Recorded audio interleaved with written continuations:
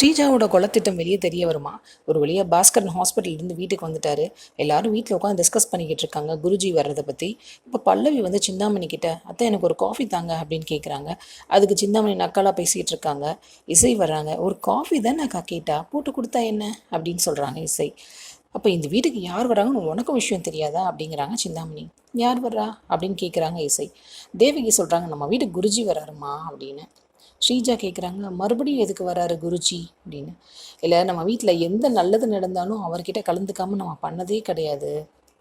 இப்போது இந்த ரெஜிஸ்ட்ரேஷன் அவர்கிட்ட கலந்துக்காமல் பண்ணதுனால தான் பாஸ்கருக்கு உடம்பு முடியாமல் போச்சு அப்படின்னு ஃபீல் பண்ணுறாங்க தேவகி. அதுக்கு ஸ்ரீஜா மனசுக்குள்ளேயே நினச்சிக்கிறாங்க, அட முட்டாள்களா, அவருக்கு உடம்பு சரியில்லாமல் போனதுக்கு நான் தாண்டா காரணம் அப்படின்னு. சுபத்ரா சொல்கிறாங்க, சிம்பிளாக சின்னதாக ஒரு பூஜை பண்ண போகிறோம், அதுக்கு தான் குருஜியை வர வைக்கிறோம் அப்படின்னு சொல்கிறாங்க. இதெல்லாம் இப்படி நடந்துக்கிட்டு இருக்கு.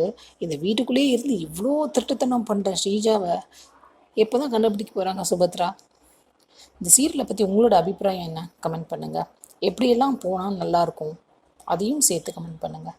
சீரியல் அப்டேட்ஸ்க்கு எங்கள் சேனலை சப்ஸ்கிரைப் பண்ணுங்கள். மீண்டும் அடுத்த அப்டேட்டில் சந்திப்போம்.